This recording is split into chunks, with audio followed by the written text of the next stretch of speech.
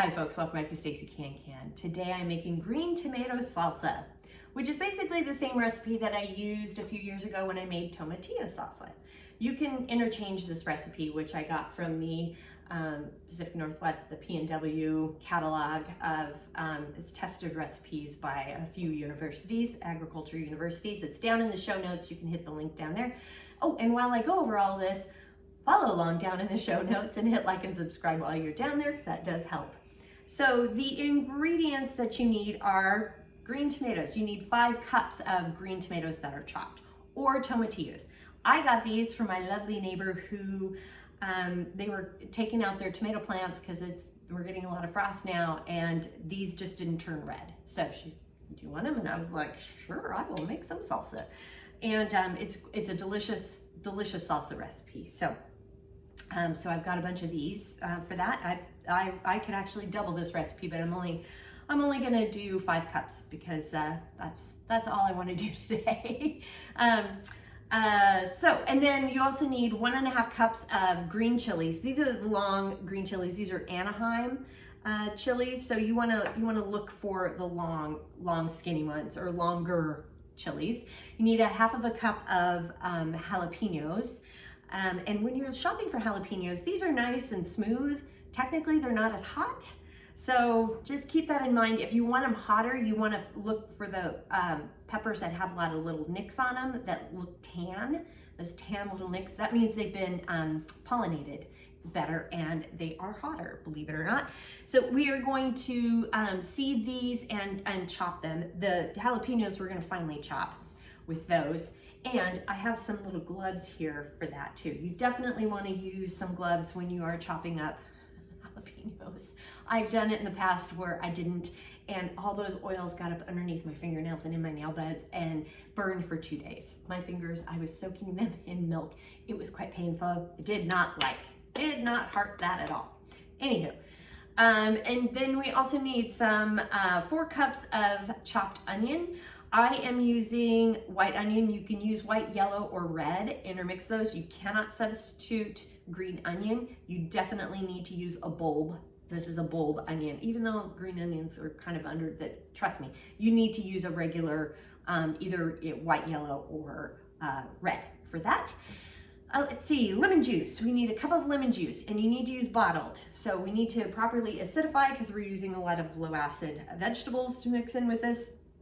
There's not enough acid. Tomatoes are too close to the to being a low acid food to begin with, so we do have to use an acid to properly acidify for safe shelf storage. So you need to use bottled lemon or lime juice. You can use either or, but it's got to be bottled. The reason is you can control the pH in a bottled format. It varies too much from fruit to fruit if you're freshly squeezing. If you were not going to be canning this, you could use freshly squeezed lemon or lime juice, but we are canning these, and so you need to use it for safe shelf stability.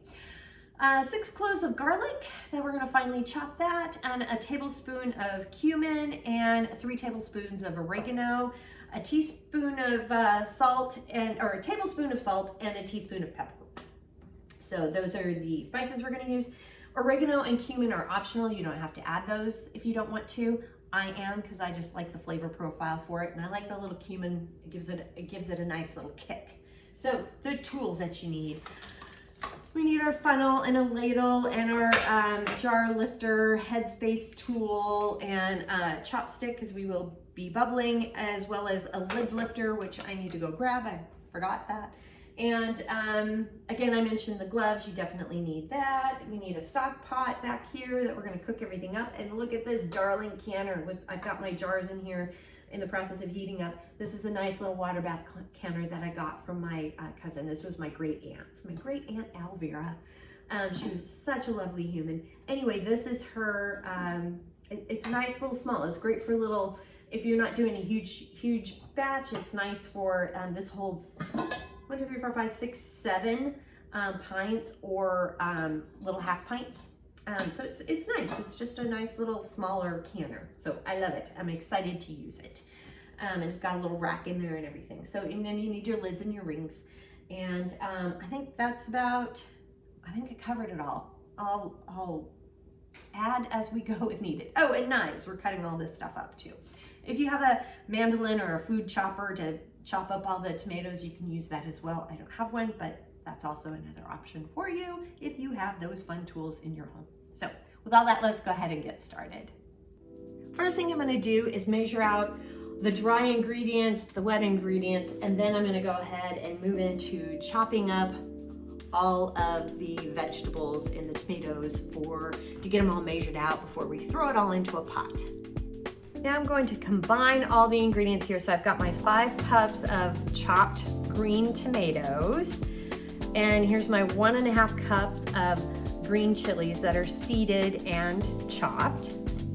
Got my 1/2 cup of jalapeno peppers. Again, these are seeded and chopped. I think I left a few seeds in, but for the most part, it's seeded and chopped. 4 cups of onions that are chopped. A cup of bottled lemon juice. 6 cloves of garlic. Tablespoon of cumin. This is optional. 3 tablespoons of oregano.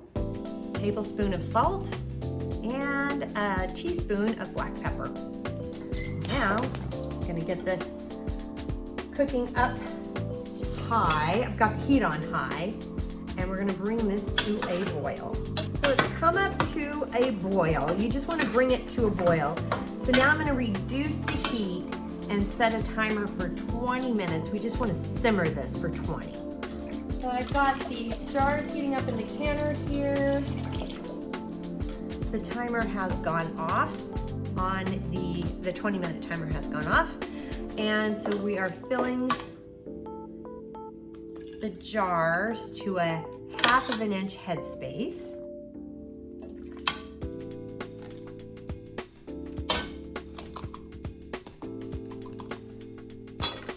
You definitely want to bubble.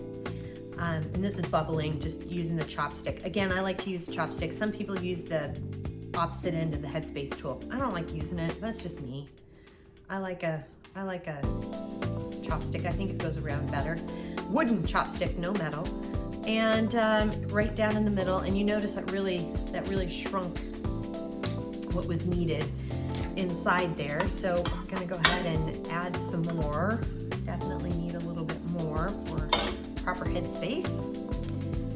And we'll adjust. Oh, headspace looks great there. I've got my paper towel, and I'm just using the lid water to clean around the rim. You can use vinegar or other water. And I loaned my Headspace tool to a friend. And so I'm doing an old school style like my grandmother did. She would just kind of gently use a fork. And adding so I got the lid on there, adding the ring, we're just doing it to fingertip tight, and carefully lift it and into the canner and repeat. All right, so I've got the jars in the canner here. It said it did 5 pints, but this did 3.5 for me, so we shall see. Got 1 inch of water over the jars in the canner here, and so I'm covering it and got the heat set up to high, and when it comes to a rolling boil, I will set the timer. Got a rolling boil going, so I've set the timer for 20 minutes for my altitude. For more altitude information, you can check over here off to the side or down below in the show notes. 20-minute timer has gone off for my altitude, so I'm gonna go ahead and cut the heat. And then I'm going to carefully lift the lid. Make sure you lift it away from your face. That is a facial you do not want. And I'm going to set another timer for 5 minutes. This is going to give the food in the jars an opportunity to settle, and it helps with the sealing process. The timer has gone off, so I'm going to go ahead, the 5-minute timer to let the jars rest has gone off, so I'm going to carefully remove the jars from the canner. And this is how we make some green tomato salsa. Again, you can substitute with the tomatillos if you'd like.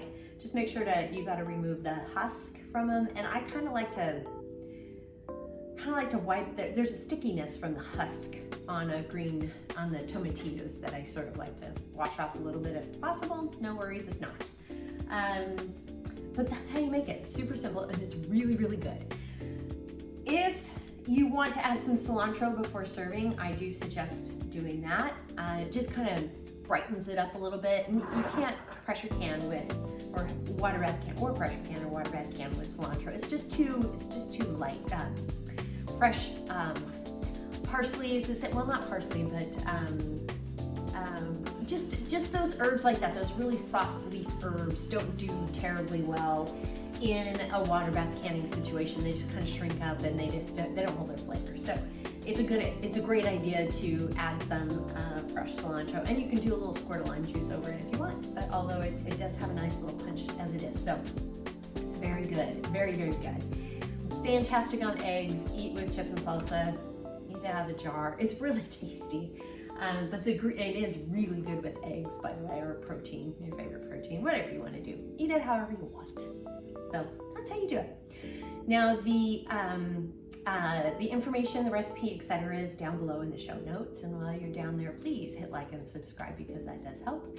And if you have any questions, comments, suggestions, feedback, concerns, by all means, please reach out to me. I'm on Facebook at Stacey Can.